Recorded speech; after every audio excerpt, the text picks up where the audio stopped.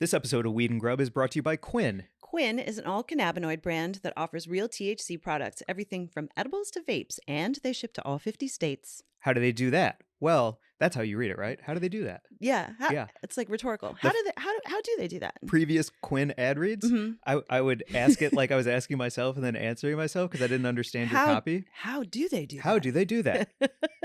How do they do that? How do they do that? Well, that's how you do it. Okay.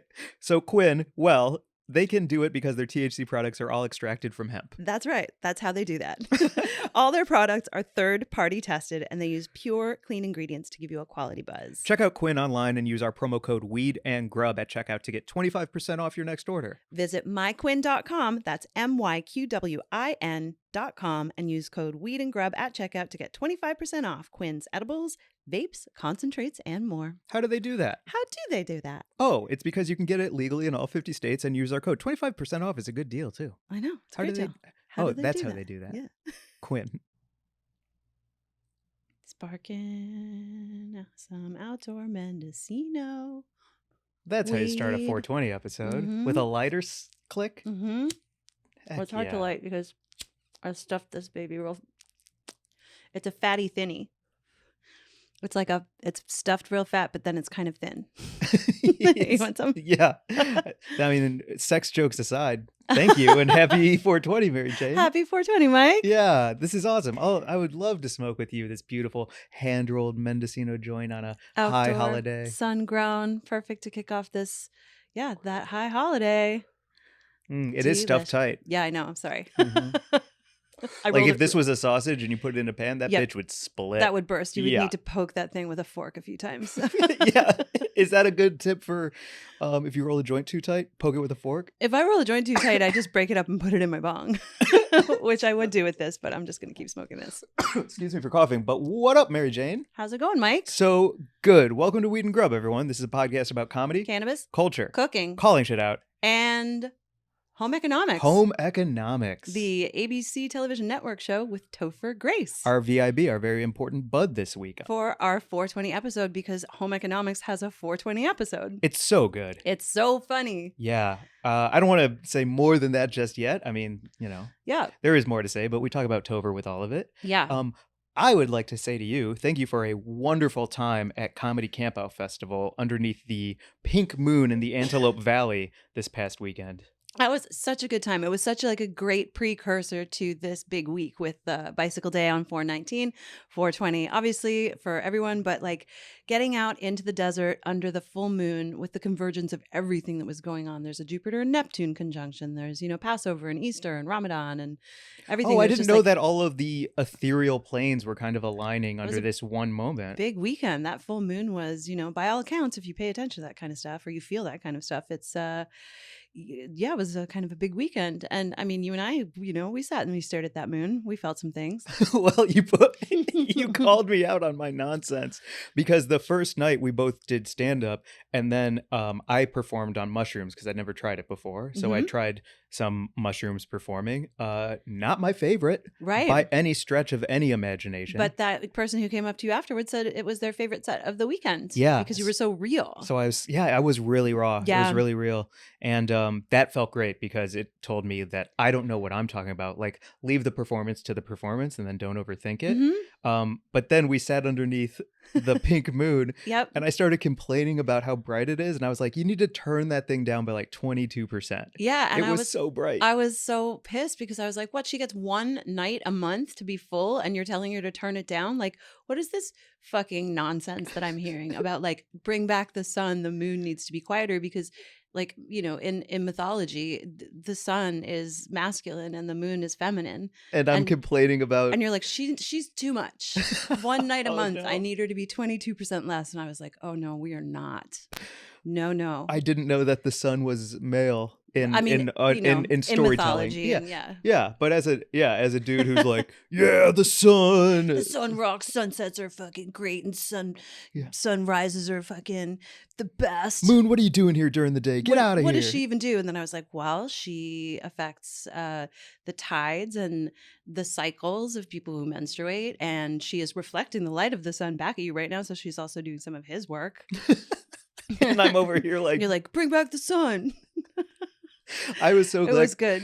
because I we threw were. around some words like misogyny and sexism I'm a and moon misogynist. patriarchy. There's And, no way I'm not. I definitely had a great time like chopping it up with you about that stuff. It was great. It was Yeah. great. I think like in other circumstances, I probably would have gotten kind of hot under the collar about it because I'm sensitive to that kind of stuff. Absolutely. But under that moon with those mushrooms, it was just fun. It was really Yeah. fun. I'm hoping that the other tents near us heard us, laughing and running that bit, and they got a nice laugh out of it as well. I hope so. I You think, know? yeah, it was pretty fun. And also, I learned a lot of moon lessons that I didn't know about. So, I'd like to apologize formally To the moon? to the moon Okay. on this episode. Not Great. only was I wrong, but also thank you for doing everything you do. Yeah.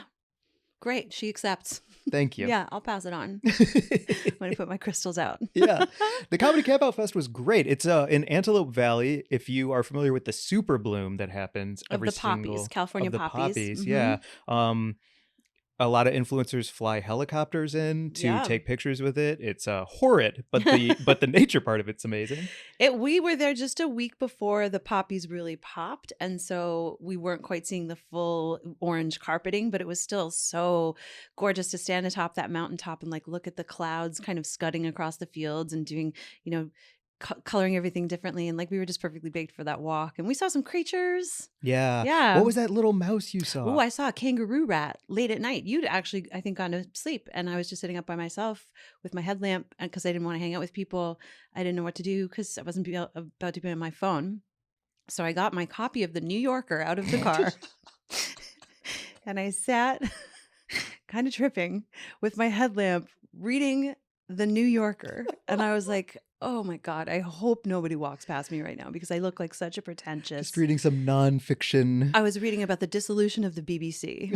Oh my gosh. I was like, Cool comedy festival. Yeah, this comedy festival rocks. Let me just go over to my tent by myself and read some very dry information.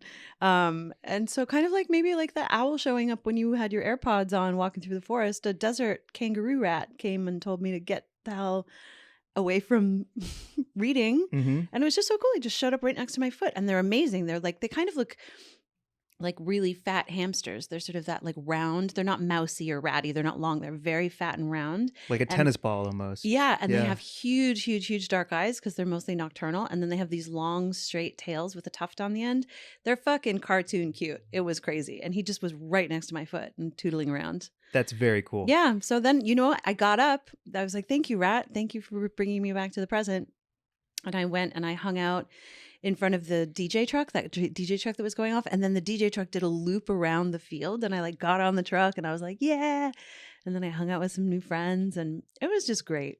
Yeah. I love that the lesson on our 420 episode is don't read the New Yorker by headlamp on mushrooms when there's a karaoke party going on with kangaroo rats. With the coolest people that you've never met, just right over there. Say less. Goddamn. We both learned lessons this past weekend. That's awesome. This weed is really good. It's nice, right? Speaking of, before we get to the news, or as we get to the news, I haven't opened up these Quinn Happy Meal boxes Yes, yet. I've been wanting to open them up. Shall we each get one? Because there's two. They sent over, in addition to these cookies that we've been loving. Which we've talked about before, but also we also got the other flavor now, Toffee Oreo. And these are Delta 9 THC cookies from Quinn, QWIN.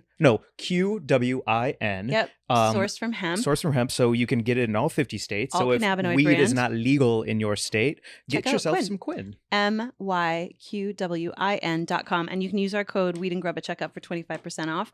And this is such a bounty. This is all full of their vapes. Super Sour Diesel, Lemonade, Wild and Watermelon. You can point them at the camera if you Wow. like. Oh, yeah. Here. This is. We have YouTube. I don't know how this works. So I'm going to show things. Oh, here we go. Mark's like, have you ever seen a camera? You can read the New Yorker, but you don't know what a direction is. Okay. Yes, these are great. I'm so stoked. And they're 1,100 milligrams. This is Delta 8. This is THCO. They're all different alt cannabinoids. This is so interesting. I'm really excited to dive into this. I'm holding their Delta 9 plus Delta 8 500 milligram assorted chews high potency taffy right here. And also check out what they sent me in my box. Oh, it's a super blend. It's a super blend. That's amazing. Look at these carts. Yeah. Yeah. Oh, so they're concentrate. So is that to dab? Yeah, exactly. Wow. This is awesome, Yeah, these guys are Quinn. great. Thank you. If Thank you you would so like to much. check out some Quinn, use code WEED and GRUB at checkout for 25% off. And again, if you live in one of the states, One of the states. If get you some live in Quinn. the States, the If United you live in our States. states. I'm going to hit this pen. Nice. Oh, that tastes awesome. Yeah, this is their super sour diesel, which just happened. Oh, I just happened to pick my favorite strain out of the box. That's really nice. It's I love Delta sour 8. D. Mm-hmm. Sour dick. Oh, geez. Okay. Yep. I guess we're moving on then, because I can't say anything after that. Oh, I was just thinking about, like, I've only camped a handful of times. Yeah. And I've never gone more than 3 days without showering. Okay. And I remember when we went back to your place to unload everything, Mhm. and I was like, what is that smell? That was funny. And I was like freaked out because I was like, what the hell is in your house, Mary Jane? What is that smell? And you were like, it's you, No, dude. no. I didn't say anything. You said it and were very rude about it, in fact, because you were like, what is that disgusting smell? And I didn't say anything. And just because I was silent, you stopped yourself because you realized it was you and me. It was both of us. Yeah. But I was like, yeah, dude, what are you doing? Calling that out. Like, just go take a shower. Clearly, right, you've your never worked on a silence fish defined boat. it to the point where I thought you said something because in my head I did heard not. exactly the fucking mistake I made. I was just like you do sometimes when I say something and you're like, I'm not giving that an answer. And then I realize and I'm like, oh, right. Okay. I figured it out. I was just like, yo, dude, I know I smell bad, but like, that's rude. I remember when I used to work on the salmon boat in Alaska. For anyone listening who doesn't know, I was a deckhand on a boat in Alaska for a few years. Great job. Loved it so much. And I used to, the shower at the end of the day was the best part. But sometimes you would just get that whiff before you get into the shower. And I would wear my hair in long braids. And sometimes the tips of my braids would just be like congealed fish slime. Oh, wow. Like it was pretty intense. Yeah. Yeah. And then you wash that away. And then you wash it off and you're just like sweet and clean and you have a cold beer and the greatest. That's awesome. I Mhm. think that's the thing. Because we've been doing quite a bit of mushrooms this past week. It's been nice. When you cracked that ice cold beer You only with have some one. ramen. Yeah. Oh my gosh. Oh my goodness. I can't even remember when I learned that, but just having one cold beer when you're on mushrooms and really savoring every sip of it. There is something about that very light, like lightly alcoholic beverage, all the tastes. It's just, for me, it feels like it's connecting me to my ancestors on some level. I love that. For You know? me, it brings me back to my favorite sporting events of all time. Oh, Whether I'm yeah. at a baseball game, a football game, hockey, whatever it is, having that cold beer with my friends in the stands and rooting for something we believe in. Mm-hmm. Same feeling for me, whether it's mushrooms or sports. It's Yeah. that connection. That's so through an interesting. ice cold beer. To think of all of the cultures around the world that celebrate and love beer, like beer really, I mean, I was just going to say Japan or, Ireland or Denmark or any of the places that have like a really strong beer culture. And America arguably doesn't, but it still does. I 'cause grew it's up in like the St. natural Louis, drink- home of national Budweiser, drink. now InBev. Like, I mean, Right. it is an aorta of Yeah. America. What is your favorite American beer? Oh my God, Bud. Really? A Bud Heavy? No Are you way. kidding me? Absolutely. I mean, am I partial because of St. Louis and the Clydesdales and the factory? Yeah. Mhm. I got to sneeze. Is it because you're lying about Budweiser? 'Cause No, how I dare know you? were How lying. dare There is you? no way you're telling the truth. Budweiser. An ice cold Dude, Budweiser? have you tasted it? When's the last time you had a Bud? I've never seen you drink a Budweiser. Don't I've come for known me you- about my own answer about the thing I love the most. All right. Are you kidding me? I'm sorry. A Budweiser. What do you want me to say? What's yours? I don't know. I don't Okay, have so one. for me, the reason it's Budweiser, especially over Bud Light, Bud Light is always what we would like drink in the afternoon. Uh-huh. Like that's your afternoon barbecue sip. A Miller Lite, I think, is when you get like a 30 rack and you're just gonna drink water with your friends all night long, or a natural ice, a natty ice, anything like that. Yeah. But a Budweiser at the club or the bar or at dinner, it's like that full-bodied red wine that you want with steak for a middle American like myself. I want a full-bodied Bud Heavy with a prime rib and mashed potatoes and then whiskey with dessert before I go out. I love Wow. Budweiser. Awesome. Hit the national anthem, Mark. I Here we will. go. Next time I'm on mushrooms, I will try a very cold Budweiser. Let me get you a Budweiser. Okay. I'll pour it in I a would dig that. frosted glass and see what you think. Perfect. Okay. Are you a Guinness gal? I would totally love Guinness. I like Pilsners. I've definitely love a frosty, tall, Pilsner of any kind. Yeah. But I'm not much of a beer drinker. It truly is. It's just been recently when we've done mushrooms and I'm like, oh, one cold beer right now. Just one cold beer. I get it. Yeah. I so get it. This is also a great time to shout out Top Tree Studios, where Yes. we're recording from. And also a huge thank you to our producer, Mark, to make this entire episode possible. Yes, we recorded remotely today, and it was a great experience. And when you and I would just do that on our own, it's been tough. So we're feeling very grateful for Top Tree and for Mark. Thank you. Absolutely. You want to get to the news this week? No, well, yeah. Oh, not yet? No, we do. My brain just got scrambled for a second. It's okay. I smoked a lot of weed today, Mike. Oh! All right. Damn it. So our news for our 420 episode is that New Jersey marijuana sales will start the day after 420, which just seems like such a missed opportunity on the policymakers and lawmakers. Yeah. Wait, say it again. It's going to be legal in New Jersey the day after 420? Yeah, sales start on 421. But it's fantastic because New Jerseyites will finally have access to adult use cannabis that they can just buy in stores. And there's an interesting coda to the story, which is that the Attorney General says that police can consume while they're off duty. That's huge. It is actually really fucking huge. That's huge. Mm-hmm. And I hope that cops take advantage of that. And I hope that all of the arrests stop. And I hope that people get out of prison. Yeah. The idea of how hard of a job I think being a police officer is, and the ability to off-duty consume cannabis safely. Yeah, maybe it will offer you some clarity into just how you feel about it, how you really feel about it. Can only hope. Yeah. That would be a massive win. Yeah. That's cool. That there's just a note that the Attorney General issued the memo on Wednesday clarifying that state law now mandates that New Jersey police who legally buy or use cannabis on their own time cannot be penalized. That clarity highlights a notable component of cannabis-related workplace protections, meaning there are all sorts of things that are coming in under state law about cannabis use under state guidelines for, employees like drug testing and, all that kind of stuff. It's good news. It's a really heartening 421 story. That's awesome. Do you want to make any jokes about it being legal on 421 but not 420, or should we just move on? If you have one, please throw it out there. Okay. Mine was going to be like, a typical stoner a day late or some hack thing like that. But no stoner worth their salt would ever miss 420. So it's like politicians missing the boat. Not a joke, but way more truthful. Kind of like Topher was like, I like when things are real. Yeah. Yeah. So fuck my hack joke. No, wait, you didn't get to finish it though. Do we need to? Yes. No. What is the end?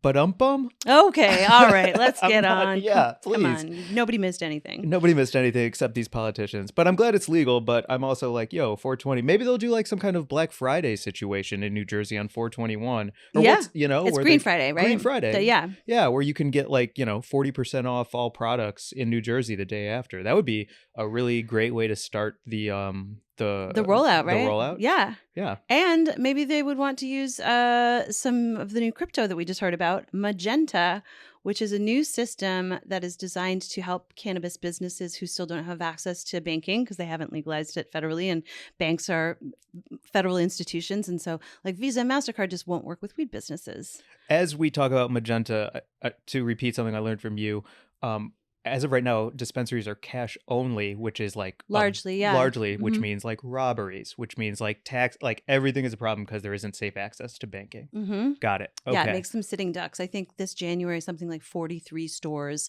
were looted in Washington State. And that was just like a local statistic that I came across when I was working on another story.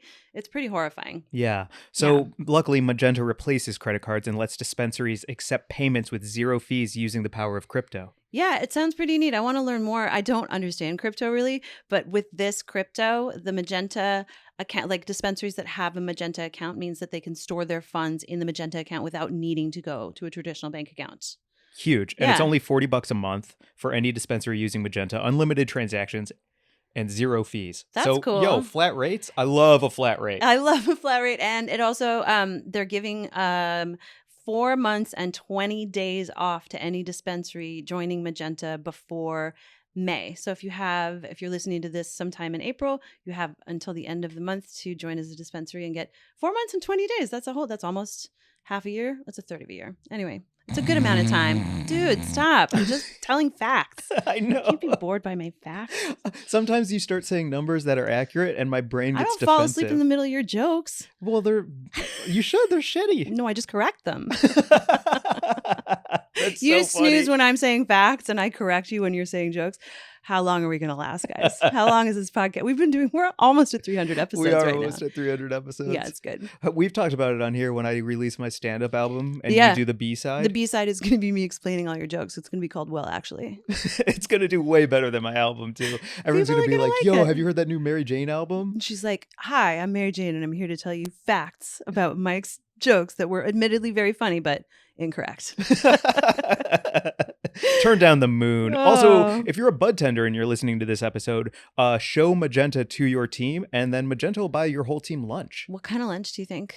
If it's going to be me, Yeah. I want sloppy sandwiches, Okay. I want kettle chips, and Yeah. I want ice cold orange soda. As long as it's not Jersey Mike's, I feel like it's always disappointed me. Their subs are dry. On a catering, Yeah. on catering bandwidth, I agree. Right? On a 1-to-1, all about them. Then they'll dress it for you. Yeah, So I want my own sandwich from Jersey Mike's then. I want a big fat sloppy sub. I love that. Yep. Absolutely. I think the thing I like most about Jersey Mike's is because of the shredded lettuce. When it mixes with the mayonnaise, it all kind of gets a little wet and drippy. And then your final bite of a Jersey Mike's sub, you can swipe it through that like mayonnaise water, which I know is a disgusting description, but it's Wow. very satisfying. I don't know what I'm talking about, clearly. Mm. If you want to learn more about this awesome crypto that you can use for your dispensary called Magenta, sorry, please text Alex, who is the CEO. You can text Alex directly at 213-600-8066. You can text Alex, the CEO, at, will you say it, Mike? 213-600-8066. Awesome. Or you can go to their website, which is Magenta-Fi. That's F-I, magentafi.com to learn more. Hey, I love anything that is like banks, you're missing the boat. So we're just going to create our own space. Yeah, I'm all about that. that's it. That's it. The kids are doing the crypto. And if you want to let us know what you would want for your lunch being catered by Magenta, hit us up on our Instagram and let us know what your lunch situation would be. Also, if someone could DM me and explain crypto, and I'm not really inviting this, but like if you have some account that I should follow to really see what's awesome about it, I would love to learn because I'm confused and all I think about it is like I'm scared of it. So I can see both of us standing in a circle and everyone's talking about crypto and one of us goes, blockchain, huh? yeah. Like that's as far as we can get. Or I start interjecting and you pretend you're asleep and they're like, who are these assholes? Mike and Mary Jane, like, God. Yeah. Hey, if you're going to invite us to a party, you better be ready for us to bring a New Yorker with us. Yeah. I get anxious. Sometimes I need to retreat, you know? Same. I would if I'm at that party and I'm nervous, maybe I'll go to the bathroom and see what they have in their rack, you know? Yeah. Yeah. Little women's wear daily. Love that shit. You want to get to our buds of the week? Yes, I do. You want to go first or second? I feel like you should go first because we are talking about comedy campout and everything. Yeah. So my bud is I met at Comedy Campout. She's Kristen, and she's at the Kristen Wall, Kristin, Kristen.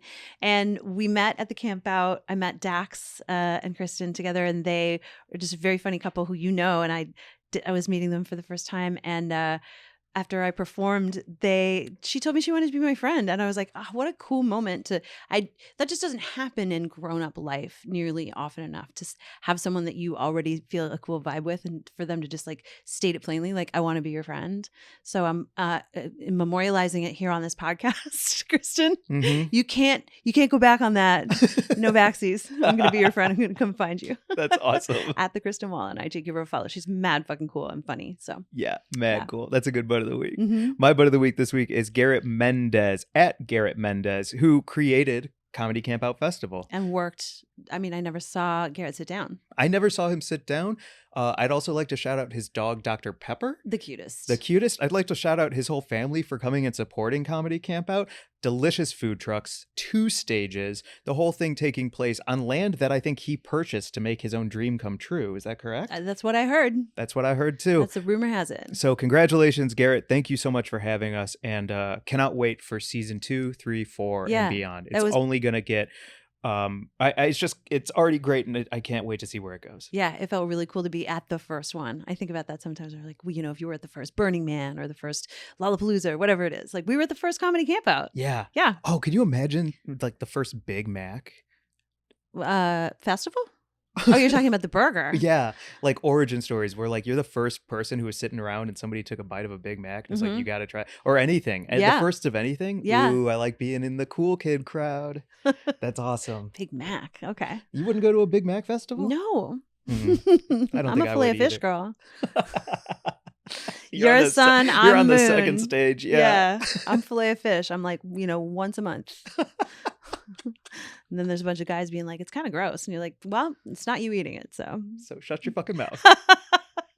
Hell yeah. This is an awesome episode. Happy 420, Mary Jane. Happy 420, Mike. Thanks for doing this pod with me for, we're coming up on, I think, our 3rd or 4th year anniversary. I can't remember how long. It's so good. Yeah. And to kick off 420 with our VIB, our very important bud this week, Topher Grace. Are you kidding me? Incredible. Yeah. And Home Economics. Really funny show. Really great episode. Yeah. Yeah. Highly recommend. Yeah. It is absolutely delightful. I will be watching more and more of the show to see where else they fit in some of these weed jokes, because now we know on the show, Topher's, the actor who plays Topher's wife, is she has a little journey, a little 420 trip. She sure does. And I would also like to shout out, before we get to Topher, the kismet of Sashir being on that show, and you quoting one of her stand-up bits like She's 2 so or 3 quotable. episodes ago. It's so good. Her stand-up is great. Please come on the pod. Sashir Zamata. Yeah. So happy 420, everyone. Yes. Thank you for rocking with us. Yes. And I was just going to say the same thing that you were going to say, I think. Yeah. Let's get to it. Without further ado, here is our interview with Topher Grace. Mike, I know you love a good buzz. I am a good buzz. Yeah, that's right. And if you're on the road doing comedy, maybe you're wondering what you can bring when you're traveling to a state where cannabis isn't legal anymore. You might think there aren't a lot of options. I didn't think there were a lot of options. And honestly, it is very frustrating to be on the road and go to a state that doesn't have legalization. And I don't want to get in trouble, but I want something like Quinn, and Quinn is a great option for anybody. Yeah, Quinn is an alt cannabinoid brand that is selling real THC products, everything from edibles to vapes, and they ship to all 50 states. How do they do that? Well, I'll tell you, they have THC products that are oil extracted from hemp. All extracted. All extracted from hemp. It's amazing. All of them are third-party tested, and they only use the cleanest ingredients to give you a quality high. And you can use our coupon code to get 25% off your next order. Just type in Weed and Grub at checkout. Type it in. Use your thumbs. I think that you're going to probably use an index finger for the W. Go to myquinn.com. That's myqwin.com, and use promo code Weed and Grub for 25% off. If you live in one of the 50 states, get some Quinn. Get some Quinn. Topher Grace, thank you for hanging with us. Guys, thank you for having me. This is very cool for a lot of reasons, but I think first and foremost, we should just drop right into this episode of Home Economics, because we watched it the other night and it's terrific. Oh, thanks. Yeah, it's something that they probably it was a thing to push it through on network television, and it's the thing is, it's reality now. I mean, if it wasn't before, which it was, now it's legal, so it's like real reality. It was so fun and great to see how you addressed no spoilers, but how the whole thing was handled, how the storyline was very funny, and obviously some like stoner tropes, but also just like the reality of at one point when you address the issue of the legality, and there's just one line where you're like, it's legal now, and then you say, well, at a federal level it's a mixed bag, but and you just moved on from it. It was awesome. Yeah, the writers had a great kind of take on it, and it the ending of it, my wife, I guess she accidentally takes a little too much by her own admission. I think by ×4, which she should take. And then turns out her boss is there. But that ending with the boss was something I think that happened during rewrites, because we were like, how do we make this more of what would really happen? But I love anything. This goes for all of entertainment, stuff that I'm in. Anything that's real, I think, is funnier if it's real. Absolutely. Like, was there a pushback from anybody anywhere where you were like, we should do a 420 episode, and people were like, advertisers or this or that? Because it feels like with you as EP on this, you're getting your voice out there in a lot of different areas that are important to you. Oh, thanks. But I would know about it. And no, ABC was great. I mean, the funny thing to me was thinking about when we started that 70s show, which was in 1998, what the national atmosphere was towards marijuana then, it was extremely edgy for the late 90s.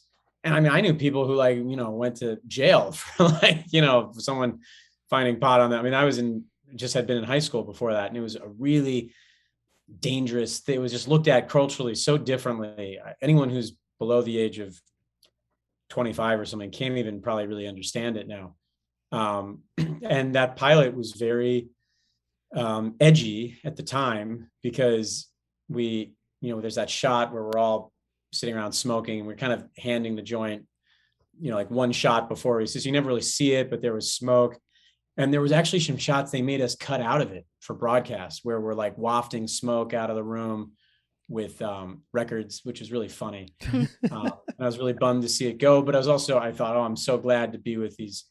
Bonnie and Terry Turner had written like Wayne's World and Tommy Boy and really great stuff. And they pushed through this interesting concept of, by the way, exactly what was going on in every basement in the 70s in, suburbia at that time.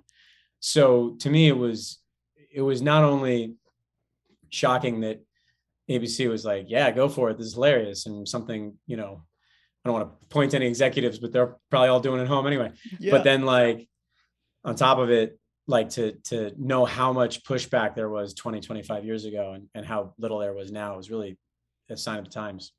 Another sign of the times I wanted to ask about was, there's one particular scene where you're talking to your dad on the 70s show, and there's the wallpaper bit behind him. And I was saying to Mike, I think that predated CGI. I'm pretty sure that must have been a set piece that was built for the wallpaper. Yeah, they built a wall. I mean, filming that pilot was amazing. I'd never acted before, so it was a real trip for me for a number of reasons. But one of them was there was so much inventive stuff going on that, I'd only been to 1 or 2 sitcom tapings before that, just in the audience. And there was some really interesting, for instance, them putting in the fourth wall. Normally if they went around to all of us in that shot where we're all smoking, there'd be a wall where you actually see the audience. There's a wall missing. So they put in that wall and did that shot. And then when the wall's moving behind me, which again, we did a couple times on the show in different ways, they actually built another wall, and there were 2 stagehands, moving it up and down like it was. But the minute they started doing that, the reaction of the live audience watching it up on the monitors, I mean, it was so inventive. And if you look at, there were a lot of great writers on the show, but if you look at Bonnie and Terry's career, they had so many, Wayne's World has so many like kind of gags that are like that. And it was really amazing that they tried to do it with 4 camera. That's so, what was it like to go from no acting experience to a 4 camera setup? Because it is multicam, right? That 70 show is multicam. Yeah, Holy smokes. Well, look, yeah, anything would be tough, but I feel like if you did a movie with 0 experience, which I didn't do first, you would at least you could get used to it or sit into it or kind of lose yourself. But with a sitcom, you're right, there's 300 people all the time sitting there. They're laughing, which is one thing, but then when they don't laugh, that's the absolute worst. It's the loudest thing, is that crowd not laughing. But yeah, it was just a real on the job training. And Ashton never acted, and Laura had never acted. Wilmer barely knew English. It was like a really, at least we all got to go through it together. Wow, when you describe it like that, I can't believe it was such lightning in a bottle. Like 3 people have never acted, 1 doesn't know English, and we're going to be the most successful. Like, that's remarkable. What a blessing. Well, it's these producers who, we didn't know what we were doing. They kind of thought Fox wasn't as big a network at the time, and they kind of took a chance. I think we'll be on the air long enough that these kids will, I mean, this is my interpretation of it, I think they thought we'll be on the air long enough that these kids will learn to be good. And we weren't good at the beginning. And we just, the next week you come back and you just try it again, try to get better. And by the time they would have canceled us, we had gotten good enough. That's amazing. I would actually love to tie that back into home economics, because with you being, is this your first time executive producing like this? On a show, yeah. I've done a movie or 2, yeah. Yeah. So it's such an inner circle And so I'm just curious, like, did you have mentors as you were going through the television studios and starring in these shows where you were like, I want to learn how to produce and take those things with me? Or is this a sink or swim moment on a great show like Home Economics? Well, thank you, by the way. I love the show too, and I love the cast. I think I made a lot of mistakes the first time I produced. You just got to hop in at some point. And luckily I made it on movies, which they're going to end one way or another, hit or no, they're, they have an end date. And I think I learned enough to not make a total fool out of myself on this one. The thing that was the most important to me was, because I was the first one who was on it, and I could see what a great ensemble show it could be and what a cool way into a family it is who was going to play similarly to, the producers that had the balls to say, like, I mean, Ashton Kutcher was like a model. I mean, he was like the best looking guy I'd ever seen or whatever, but someone said, yeah, let's like make him the lead. And let's, here's this kid who's, Wilmer had done one Pac Bell commercial and yeah, I didn't speak a lot of English, but he had a really interesting take on that character. And I said, sure. Okay. You're one of the leads. And like, I had been in the high school play that the daughter of the producer has made the scenery for. That's it.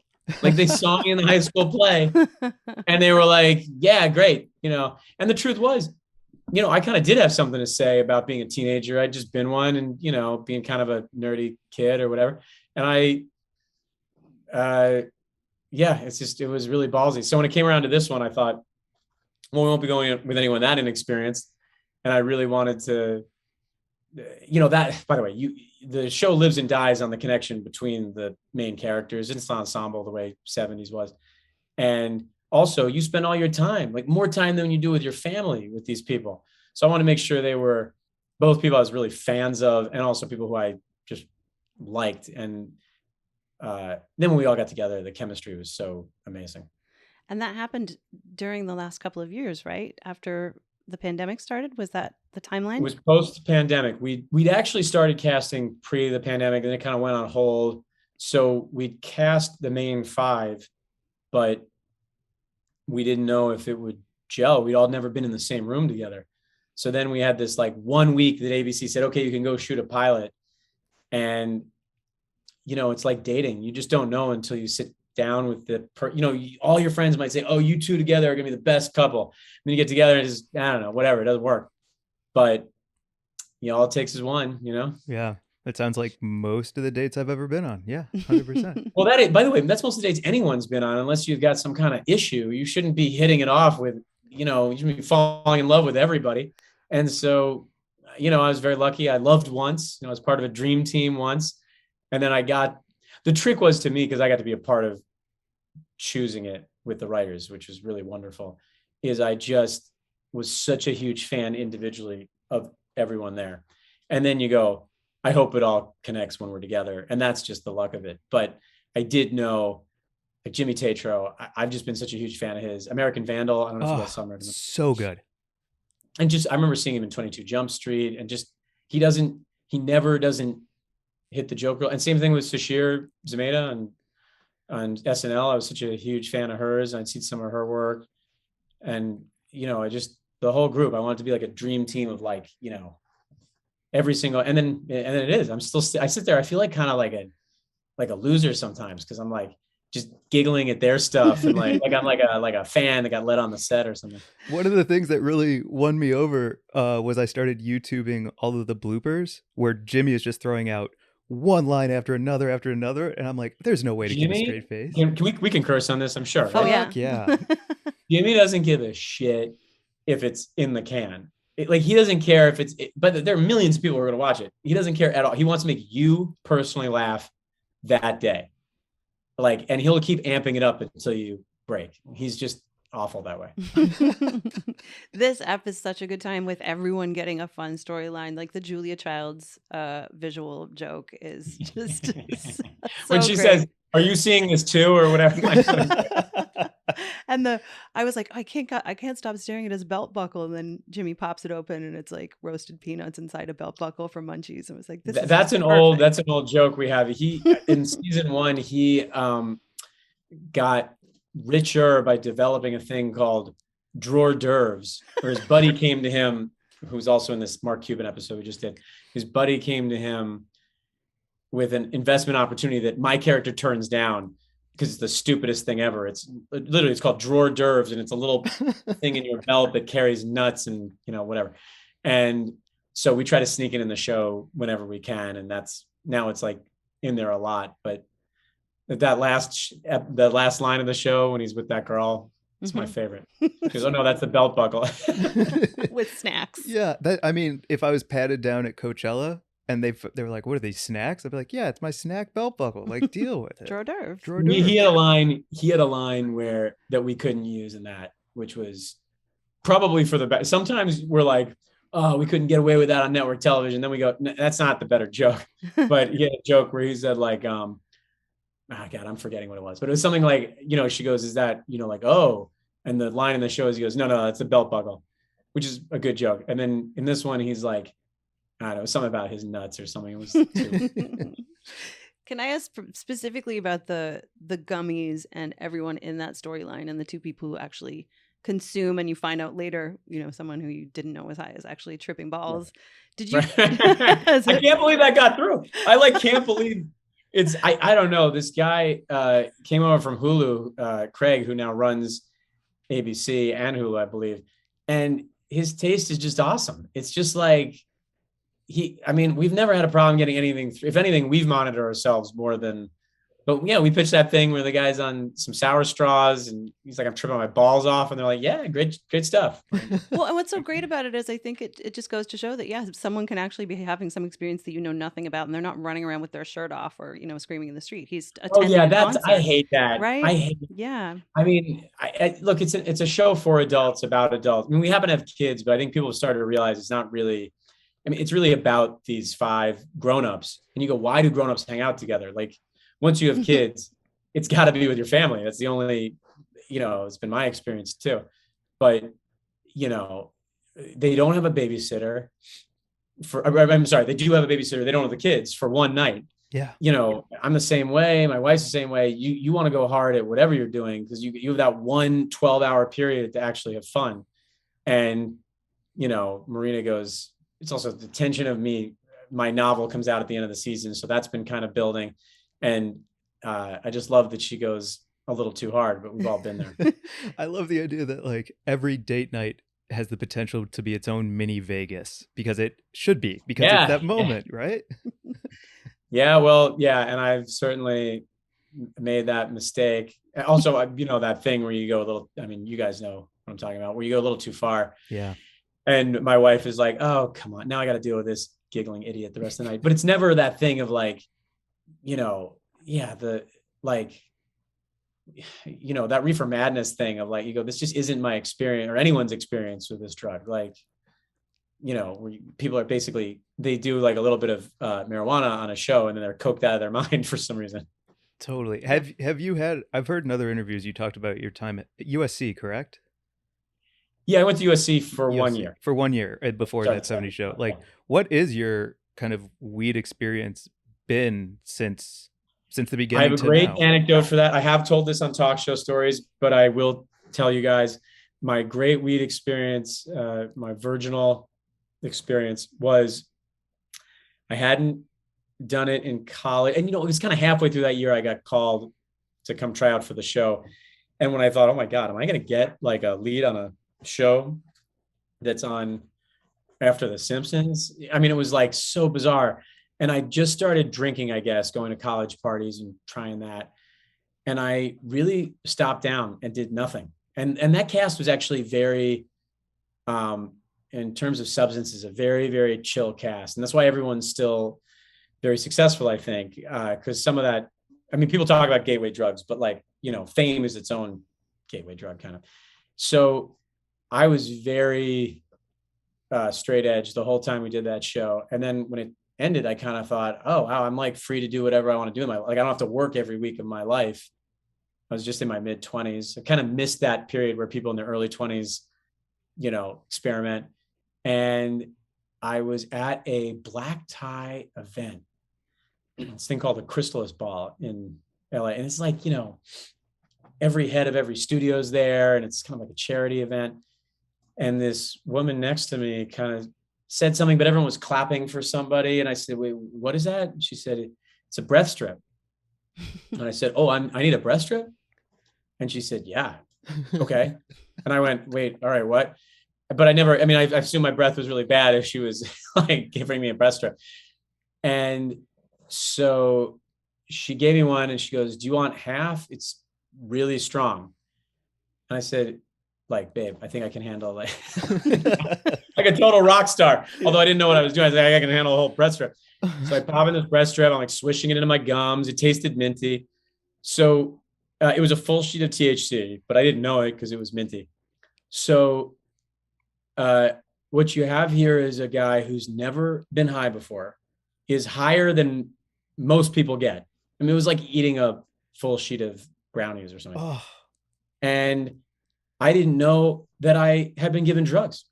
So I was eating this dinner, and then luckily one of my best friends was there, because I think I like picked up a glass and was drinking from it and then felt myself pick it up. And I was like, whoa, that's not the right order. And then my friend, who luckily one of my best friends was there, and I pulled him aside. I was like, hey, can I talk to you? Which was weird in the middle of this charity event. And I said, hey, I just, because by the way, this is a little bit more intense, because it was, I'd ingested it, and it was like a lot, like more than anyone would recommend you having.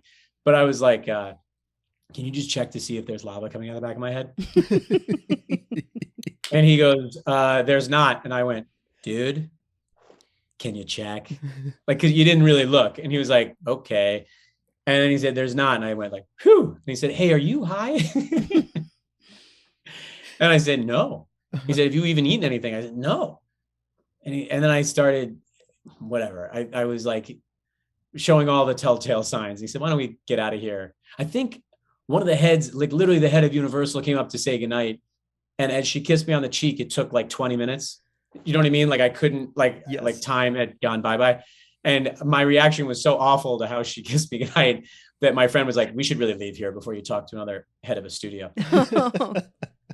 I was so high that night, especially my body was so, clean of anything, that every time I moved, the sheets started singing to me. That's awesome.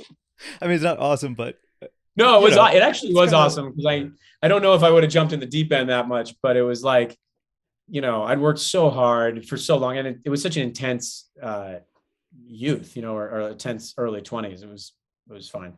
Has that mellowed out now to any other kind of consumption? Do you smoke? Oh, sure. I mean, come on, we live in California. Yeah.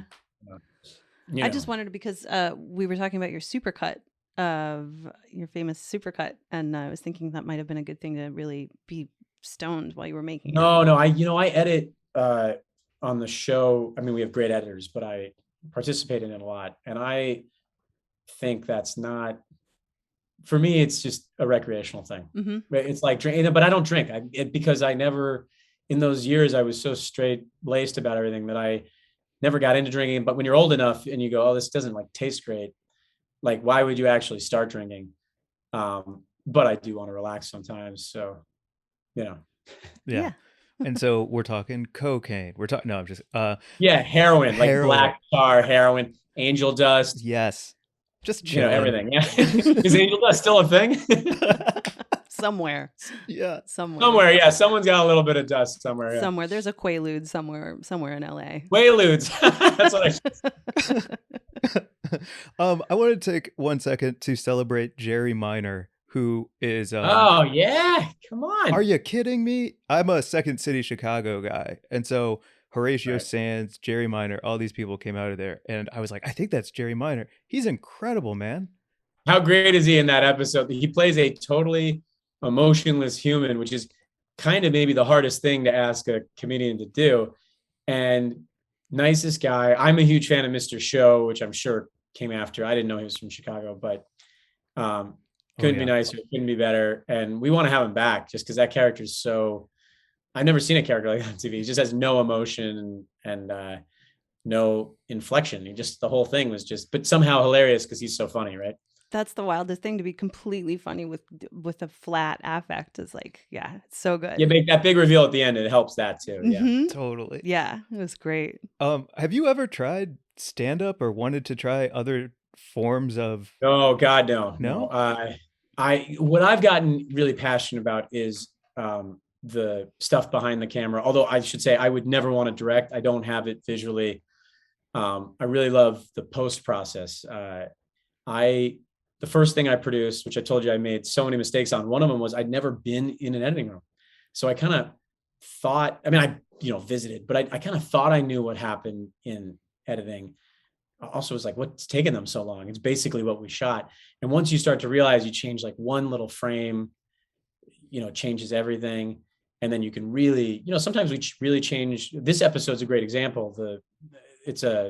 Our 421 also takes place at a children's play, which is probably the worst place you could, at a play that, by the way, my character wrote with his sister, who's directing it, and it's like 3 hours long. You had something to say. You had a lot to say. Yeah, they had a lot to say. But it's like, because everything's so modular in an episode like that, you can really move everything around because it all takes place in the same space pretty much. So I love that element of it. And I've gotten really into, when I gave bad notes on that first one, I actually bought a Avid editing machine on eBay. And that's where I started learning how to cut, just because I love it. I absolutely love it. Yeah. Is that how you approached acting because you hadn't done it before? Like, did you have to go from a meticulous, more of like I have to learn these lines and then I can think about these lines, and the same way that editing, like it's point to point and it's like the details, and then we can get inside. It's funny, man. I never thought about that. I never thought about that, but I know that is true with acting. I really like to be memorized, and a lot of actors show up and kind of don't know the lines, and kind of, there's a dirty secret in Hollywood. They kind of never know the lines, they kind of get close to it. I will tell you, I'm a very, very lazy person. Like, my wife marvels at how into the process I am at work, and how like just absent-minded and lazy I am at home. So and I always knew this about myself, but I think when I want to know how something works, I really want to dive into it and know how it works. And most things, I don't care how they work. Yeah, it was funny watching some of your work, and Mike and I were debating like whether or not you were a tactical or an intuitive person when it comes to playing something, either dramatically or comedically, whether you really think through what the reception is going to be, or if you were just sort of naturally in tune with what you think good timing feels like. Well, thank you for even implying that I have some kind of process. But I think the only thing that changed for me in my career was I did a play. Paul Weitz, who directed In Good Company, a movie I did with Dennis Quaid, he wrote a play, and I was like, I'm not going to do a play. I only did that one play in high school. I didn't have great memories from it. I was like, I don't think I could even project that much. And he kind of forced me to do it. He's a great writer, and I was like, this is a great role, but I'd never done a play. So I went to New York, moved there for a little while. And on 70's show, we'd rehearse Monday, Tuesday, Wednesday. So you'd have 3 days of rehearsal. On films, you almost don't rehearse. You kind of show up, maybe walk through what the scene's going to be. It's the same thing. Doing home economics is like a film that is, you have less time to film. So you kind of, the first take is like a rehearsal. You're kind of getting it on film, figuring it out. When I did that play, it was 3 weeks of rehearsal. I didn't even know what we were spending so much time doing until we started doing the play. And I realized, the payoff of having that much time to sit and think about a character and be that memorized on your lines and do it that many times, so you start to see the connections of it. What I started doing after that was hiring young actors to come to my house and help me memorize things and then run through them. I think the first one I did after that was Black Klansman. And I was like, I'm going to be so I heard Spike didn't do a lot of takes too, but I was like, I just want to be so ready that in my sleep I could do these scenes. And what happens is not only do you get good at it, but you have all this information from having done it so many times. So that is what changed me, I think. Specifically in Black Klansman, because I had heard you talk about how you did an audition tape for that in your basement with your wife, correct? No, I went in to read for Spike, which is probably even Holy worse. shit. But I was the story I've told at it, which is true, is the night before I was like reading it through alone in my basement, so no one could hear me, and the script was actually worse in terms of using the N-word for me than the final film was. But I was trying to say certain words and I was swallowing them, and I was totally alone. You just really learn how to not say some of that dialogue or even think any of those thoughts. And so the next day when I went in to meet with Spike, I had a little speech prepared where I was like, I can't, like, I just can't do this. I mean, I can do it, but I am very uncomfortable. And he made me feel very comfortable doing it. That's amazing. We have a friend, Paul Walter Hauser, is a Oh friend, my God, Paul. right? Paul's the greatest, man. I had so much fun with him on that. I just talked to him a couple months ago. He's the greatest. The greatest. And he has that same audition kind of story where he was like, oh man, I can't believe I'm in front of this. Like, because you've said, like, getting to work with Spike was such a goal. Well, he was in Spike's next movie too, The Five Bloods, and he's great in that. He's a small part in it, but Paul's a real talented guy and a sweetheart. And yeah, you know, it's the big dance. You know, everyone there is like ready to go, and you know, Adam Driver's, I think, probably the best actor of my generation, I think. And like, you just want to like really, everyone there was just working their ass off. That's amazing. We're coming up on it. Yeah. One more question about films. Do you have any movies you're working on right now? No, we just finished Home Economics, and you know, I'm with it longer than the production because I love you know, some of the post stuff we're talking about. So I'm like, I guess we're just finishing now, but I got time until we start again, so I'll find something. That's awesome. I have one more question. What's it going to take for Mary Jane and I to get on Influencer Lagoon? Season 2 is probably going to get picked up. Would love to be considered. Well, I mean, tell me about your followings. Oh, okay. Well, I'm looking at 17K with a blue check mark. I'm at a strong 5,000 something. So Dude, we hired these real influencers to be the hosts. I mean, do you know what happened with that? I'd love to share the story, please. It was in the script, and I was like, oh, that's hilarious. And then we shot it, and the set was so amazing that I mean, because it was like a whole desert island. I was like, we should like I really like the promo department at ABC. I was like, why don't we just send them this footage and have them cut a promo that we'll put in the episode? It's like the same people that cut The Bachelor promos, so they'll be better at it than us anyway. So we sent it to them. They had a blast with it. They sent it back, and we said, this promo is so good. I mean, it's so like a real promo for a show. You know, they had the announcer, and it's on ABC Hulu. And so we said, let's put it at the beginning of the show, and then we'll dip to black, and then we'll come up. So it'll just look like this ad that came in between the Connors and our show. And then they thought that was so funny when they saw the final cut of our show that they're like, we're going to start running this ad during The Bachelor, which they did like many times, like during the finale. I mean, there were people on Twitter who were like, I mean, it was all like bad reviews for the show, but I mean, it's a horrific show. But they said like, you know, like finally a reality show I won't watch, you know. I mean, they were like, the show is garbage, or, you know, they were really coming in.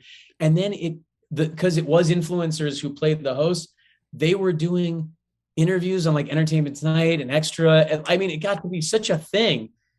And then when it aired, it was so wonderful because people were legitimately, you know, studios will do that, but then they kind of wink and say like, you know, but this was like, nobody knew. I mean, I remember being at a friend of my wife's house. My wife, whatever, she doesn't watch all the episodes. She doesn't have time. So she didn't even know it was coming up. And the friend was like, have you heard about this reality show they have? Like, they'll make anything now. And I was kind of in defense. I was like, you know, there's a show called Fuckboy Island, you know, it could be worse, you know, whatever. But it was it got around, and it was like the greatest promo. And then once it came out, it was like, everyone understood what it was, and it made the joke funnier within the show too, I think. Oh, that's so great, man. Thank you so much for chatting with us. This has been just a Yeah, blast. it's a pleasure. Yeah. Such a pleasure. Thank Real you. pleasure. And I'm so excited for everyone to see this 420 episode of your show. It's very funny. Well, thanks. I hope we can do one. If every show has like their, like they do a Thanksgiving episode or whatever. We'd love this to be ours. Like, it just makes sense for the show. Oh, that would be so great. Just like the Halloween episodes of the throwback days of like. Yeah, but it's like, who really gets that into Halloween? You know what I mean? Totally. Well, thank you so much, and everyone check it out. It's in our show description, of course. And I don't know, just Google Topher Grace. What are we talking about? So... Real pleasure, guys. Thank you so much for having me. Such a pleasure. Thank you. Bye. Bye, everyone.